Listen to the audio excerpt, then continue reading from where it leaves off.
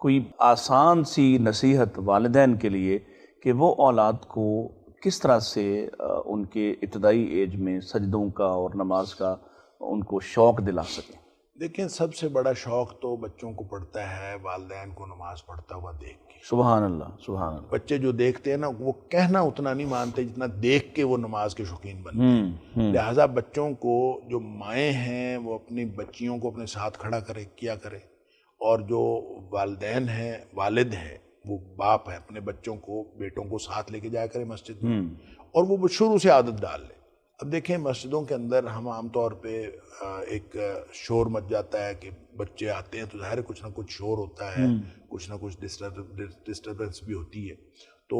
پھر بھی بچوں کو لانا چاہیے مسجد میں۔ بچوں کو عادت پڑتی ہے، بچے دیکھیں، اور بے شک بچے تھوڑا بہت شور بھی کرتے ہیں، ڈسٹربنس بھی ہوتی ہے، تو کوئی حرج نہیں۔ دیکھیں، نبی کریم صلی اللہ علیہ وسلم اگر حسنین کریمین جو ہیں آپ کے کندھے پہ چڑھ بیٹھتے ہیں اور آپ کے سجدہ لمبا ہو جاتا ہے،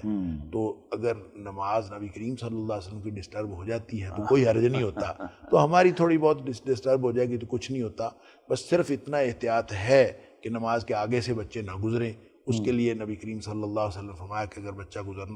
کوئی جانور، کوئی بھی شخص، تو آپ ہاتھ آگے کر دیں تاکہ نماز کے آگے سے نہ گزرے، اور بچے کو یہ بھی شعور ہو کہ نماز کے آگے سے نہیں گزرتے، وہ بھی اس کی سجدہ گاہ تک کی بات ہے نا۔ اس کے بعد اگر کوئی جاتا ہے تو کوئی نہیں۔ اچھا، اس میں یہ ہے کہ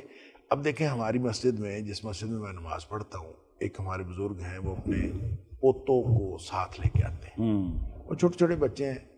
تو وہ نماز میں کبھی کھڑے ہو جاتے ہیں نماز کے لیے، کبھی جو ہے نا وہ بزرگ کرسی پہ بیٹھتے ہیں، بیٹھ کے نماز پڑھتے ہیں، اور بچے کبھی کرسی کے نیچے سے گزر رہے ہیں، کبھی ادھر سے، کبھی بچے ان کے گود میں چلے جاتے ہیں، پھر کبھی پیچھے کسی کے پاس آ کے کھڑے ہو جاتے ہیں پچھلی لائن میں، کبھی کیسے۔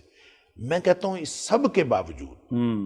بچوں کو لانا چاہیے، ان کو ماحول ملتا ہے مسجد، ان کو ماحول ملتا ہے، ان کو سمجھ آتی ہے کہ ہمارا والد، ہمارا دادا روز نماز پڑھتا ہے اور کوئی نماز نہیں چھوڑتا، اور یہ سب سے بڑی تربیت ہے، اور یہ سب سے بڑی تربیت ہے۔ اگر آپ بچوں کو لائیں گے تو آہستہ آہستہ بچے جو ہے اس کی عادت پڑ جائے گی۔ باقی کہنا جو ہے وہ تو جب اس عمر سے نکل جاتے ہیں تو پھر آپ کے پاس کہنے کے علاوہ کچھ نہیں باقی بچتا، آپشن کو نہیں، پھر آپشن کو نہیں بچتا، تو پھر کہنے کی بات بھی میں تو اس کا یہی ترجمہ کرتا ہوں، وَذَكِّرْ فَإِنَّ الذِّكْرَىٰ تَنفَعُ الْمُؤْمِنِينَ کا میں جو ترجمہ کرتا ہوں، کہتے رہیے، کہتے رہیے، کہتے رہیے۔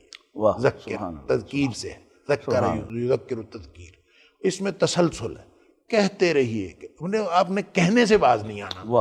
فَإِنَّ الذِّكْرَىٰ تَنفَعُ الْمُؤْمِنِينَ، اور جس کے دل میں ذرہ بھر بھی ایمان ہوگا نا، اس کو بالآخر فائدہ ہو جائے۔